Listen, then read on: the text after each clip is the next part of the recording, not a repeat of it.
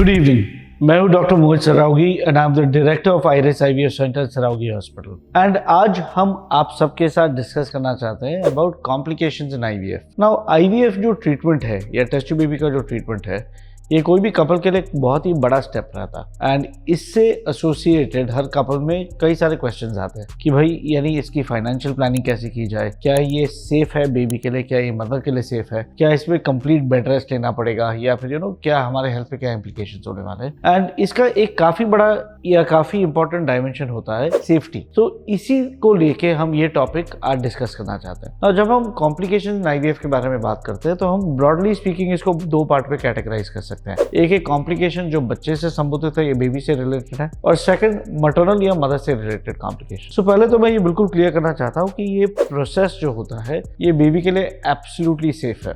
At best जो कॉकरेन reviews है इन्होंने ये प्रूव किया है कि फ्रोजन एम्ब्रियो ट्रांसफर में कभी कभी जो बेबी है इसका साइज बाकी बेबी से वजन में थोड़ा सा ज़्यादा हो सकता है at the time of delivery. इसके अलावा बेबी में अबनॉर्मलिटी के चांसेस ज़्यादा नहीं रहते, ये सेम रहता है as compare to natural conception. तो ये हमें एक फैक्टर करना पड़ेगा कि कई सारे जो कपल्स होते हैं जो आईवीएफ करवाते हैं ये नॉर्मली उम्र में ज़्यादा रहता है, स्पेशली द वाइफ और जो लेडी की बात करते हैं। नाउ नेचुरल टेंडेंसी ये होता है कि जैसे लेडी की एज बढ़ते जाती है बेबी में जेनेटिक प्रॉब्लम्स आने के चांसेस बढ़ते हैं। नाउ ये स्पेशली प्रोमिनेंट होता है after the age of 35 and कोई भी आईवीएफ स्पेशलिस्ट से आप पूछ लीजिए बट ऑलमोस्ट 30 to 35% जो हमारे पास पेशेंट्स आते हैं ये 35 की एज से ज़्यादा होता है। एंड केवल यही एक कारण है कि ओवरऑल परसेंटेज और जेनेटिक सिंड्रोम जो बेबी में पकड़े जाते हैं, आई एम नॉट सेइंग होते हैं बट पकड़े जाते हैं बिकॉज आजकल टेक्नोलॉजी काफ़ी एडवांस है। प्रेगनेंसी के दौरान सब कुछ यानी कैच किया जा सकता है, टाइमली एक्शन लिया जा सकता है, but yes okay marginally higher rate of detection of abnormality in baby रहता है। That is because women healthy रहता है या 35 एज से ज़्यादा रहता है। अदरवाइज प्रोसीजर पर से सेफ है, इससे बेबी में कॉम्प्लिकेशन आने के चांसेस बढ़ते नहीं हैं। फिर आता है मदर का एंगल, मैटरनल एस्पेक्ट। नाउ पहले जैसे टेक्नोलॉजी इवॉल्व होते गई है सेफ्टी मेजर्स बढ़ते गए। आज की डेट में ऑलमोस्ट कॉन्फिडेंटली बोल सकते हैं कि भाई आईवीएफ प्रोसेस में कॉम्प्लिकेशन होना एक्सट्रीमली रेयर है। इनफैक्ट हमें मेहनत करनी पड़ेगी अगर हमें कॉम्प्लिकेशन क्रिएट करना है तो। नाउ फिर भी थियोरेटिकली एक चीज़ डिस्कस करते हैं।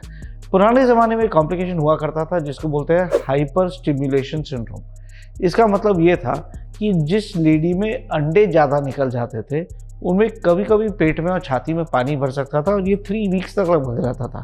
ये 3 हफ्ते ऑफकोर्स ट्रॉमेटिक होते थे बिकॉज इस पर हॉस्पिटलाइजेशन की ज़रूरत थी, आईवी फ्लूइड्स की ज़रूरत थी। बट अगर आप ध्यान करेंगे मैं बोलता हूँ थी या था, ये पास्ट टेंस की बात है। आजकल एक नया इंजेक्शन आया है जिसको बोलते हैं अगोनिस्ट ट्रिगर, यानी जब भी लेडी में हमें दिखते हैं कि अंडे ज़्यादा है तो वो स्पेशल इंजेक्शन दिया जाता है फाइनल मैच्योरेशन के लिए, और इससे OHSS होने का रिस्क एब्सोल्युटली जीरो है। यानी आजकल OHSS दिखता नहीं है अनलेस आप बिल्कुल ही केयरलेस है। सेकंड, आईवीएफ प्रोसीजर के बाद बिकॉज ये प्रोसीजर शॉर्ट एनेस्थीसिया में होता है तो एनेस्थीसिया से रिलेटेड कोई मेजर कॉम्प्लिकेशन नहीं होते।